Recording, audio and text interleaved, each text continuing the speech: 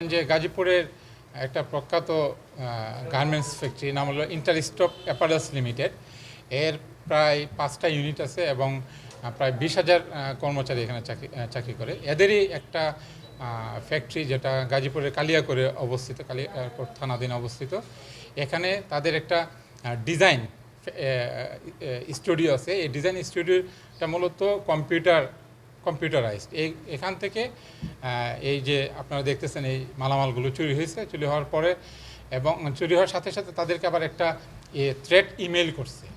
এখন যেহেতু বিষয়টা টেকনিক্যাল, সে কারণে তারা আমাদের সাথে যোগাযোগ করছে, গাজীপুর সিআইডির সাথে যোগাযোগ করার পর আমরা আপনার ছায়া তদন্ত শুরু করি। ছায়া তদন্তের এক পর্যায়ে আমরা আইডেন্টিফাই করতে পারি যে এদেরই একজন কর্মচারী এই আপনার এই ক্রাইমটার সাথে জড়িত, এবং তাদের লোক নিয়ে আমরা ওই কর্মচারীর বাসায় অভিযান চালিয়ে আপনারা দেখতে পাচ্ছেন যে প্রায় 5.5 লাখ টাকার মালামাল উদ্ধার করি এবং গুরুত্বপূর্ণ অনেক এখানে ডিভাইস আছে যেগুলো আমরা উদ্ধার করি।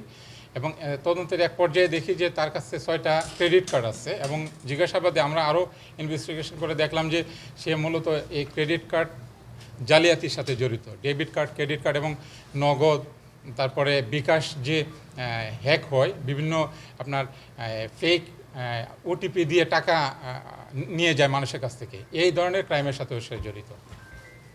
ওনাদের আপনার জিএম, সিনিয়র জিএম ওনারা নিজেরাই আমাদের এখানে আসছে, এসে আমাদের সাথে যোগাযোগ করছে। ইনভেস্টিগেশন করতেছি যে আসলে আর কে জড়িত। আমরা যেহেতু মানে সে একজন বলা যায় যে একটা মানে এক্সপার্ট হ্যাকার, এবং এই বিষয়টাও আমরা গুরুত্ব সহকারে মানে তদন্ত নিয়ে আসতেছি, এবং আশা করছি যে যদি আরও কেউ জড়িত থাকে তাহলে আমরা ইমিডিয়েট তাদেরকে অ্যারেস্ট করতে পারবো।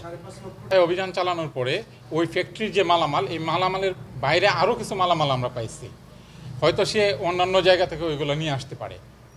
আপনারা দেখতে পাচ্ছেন যে ডেস্কটপ, ল্যাপটপ, তারপরে এসএসডি, এবং সে এই যে মালামালগুলো, এগুলোর মধ্যে থেকে কিছু মালামাল সে ফেসবুকের মার্কেট প্লেসে দিয়ে বিক্রি করে। এর মধ্যে এদের 2টা এসএসডি বিক্রি করছে প্রায়